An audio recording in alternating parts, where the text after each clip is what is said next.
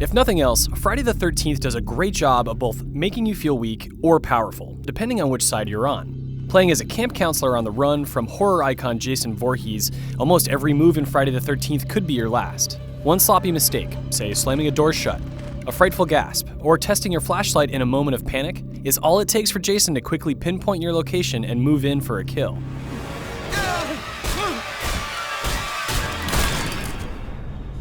Unsurprisingly, with Jason's strength and supernatural powers under your command, a night at the infamous Camp Crystal Lake takes on a far more maleficent tone. Maim, rend, or pulverize the innocent, whatever it takes to win. The game's asymmetrical multiplayer arrangement benefits from this dichotomy, particularly because counselors are encouraged to escape with their wits rather than to outright defeat Jason. However, the extent to which the game develops as you unlock new characters and abilities remains a mystery, as we've only had a day and about a dozen matches to put it through its paces.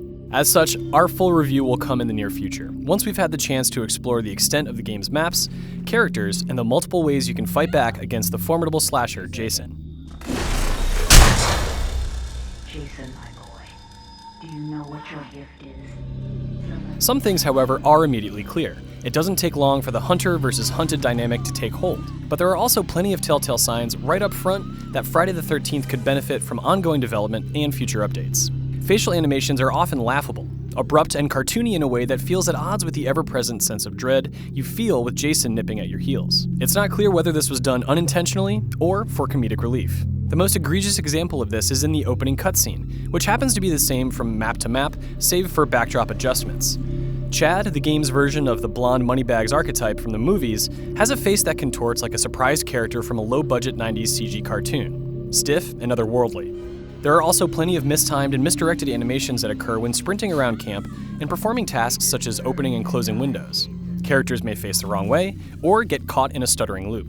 All these blemishes are easily forgiven in the moment, as nothing ends up broken mid-match for long. But problems exist elsewhere that can make even getting into a match something of a chore. Currently, you may find that you're booted from a pre-match lobby on a regular basis due to connection issues. Or you may wind up in a match with nothing on your screen, save for the minimap in the lower right corner. Call them launch woes or something else, but these events aren't uncommon enough to simply brush off. But perhaps the biggest annoyance of all comes down to the game's progression system, which rewards you with experience points for completing small feats. In isolation, it's a good way to look forward to new characters with new stats, and the ability to roll for random perks as you continue to play the game. The catch is that you need to wait for a match to end to collect your experience, which can take upwards of 15 minutes if you're caught by Jason early on. Now, to be fair, there is a small chance you can be resurrected as a special character who's armed with a shotgun and higher stats, but waiting for minutes on end while you jump from one player's camera to the next to pass the time all but saps your interest in this rare event and the match at large.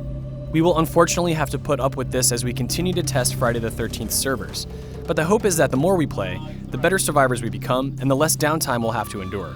While it is fair to say that the game currently bears a number of issues, it's still a very tense experience that manages to capture the fear that made the movies genre classics.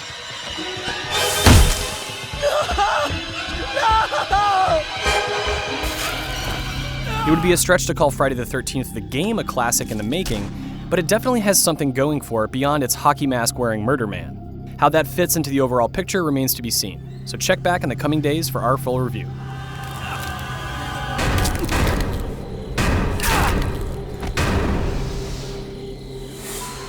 Don't stop, Jason. They deserve to die. Make them suffer like we did.